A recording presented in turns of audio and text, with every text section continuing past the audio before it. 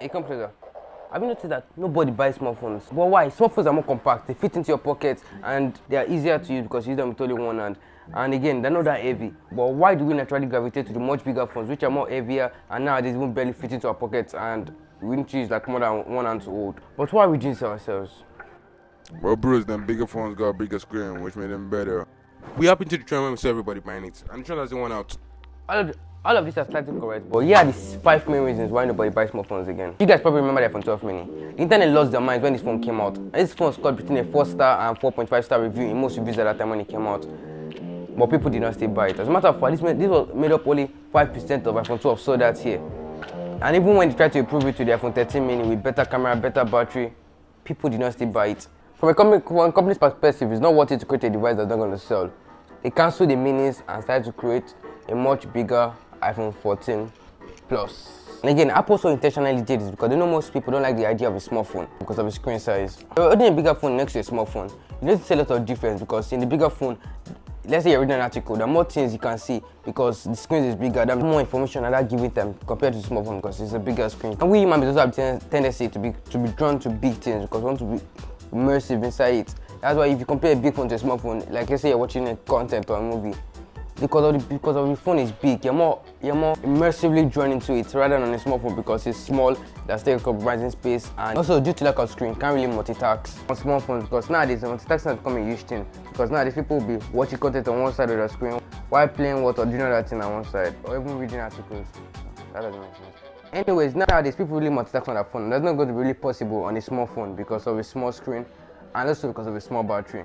Because also due to lack of internal space on the device, it's going to be really hard to put a big battery into the small phone. And I think the biggest battery I've ever seen in a small phone was on the Asus Zenfone 2, which had I think a 4,300 mAh battery cell. And let me just say the truth, 4,300 mAh battery cell won't be enough for an average user of 2024. Because I can bet it, even budget phones like you can get for less than $100 are usually 5,000 mAh battery cell higher.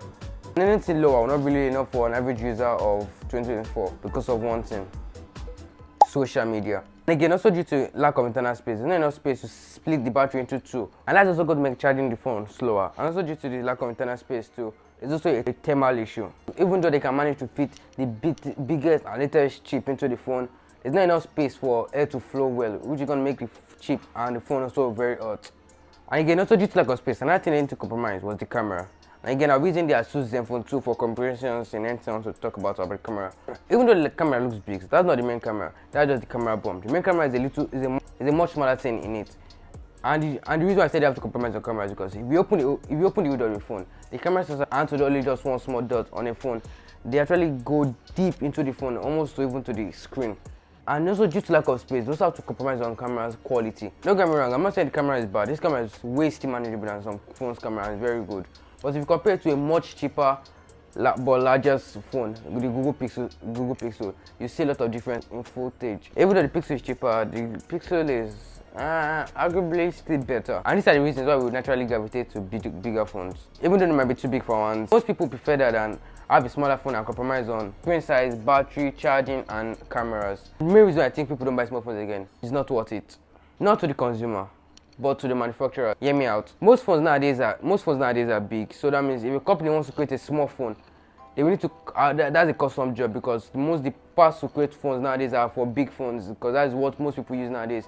But to create a small phone, that's a custom job and that's going to be more expensive. And if people don't buy it, it's not worth it. They're losing money. And that's the reason why manufacturers stop creating small phones and produce their effort into creating much bigger phones. 12 mini, the 13 mini, replaced by a bigger iPhone 14 Plus. The Asus Zenfone 2, replaced by a bigger new 2024 Asus Zenfone, which is a 6.8-inch gigantic phone. You guys see what I mean? At this point, smartphones are dead because they don't keep up to user preferences, and if consumers don't want it, manufacturers won't make it. It's actually very fun to think of it. It's actually very expensive to create your own phone. I think you spend up to like $10 billion or $300 million to create your own phone. Wow. But there's one thing that is not expensive but free. That big button. Just click on it. I'm waiting for you. And if you click on it, thanks and welcome to the community. Welcome to the community, and you can watch another video here. Before you go, you can also support my channel and my store. Link in the description. We have cool and custom designs, and you can get them for a valid offer. Link in the description to get them. This is Next Gen Nerds. Thank you for watching, and peace.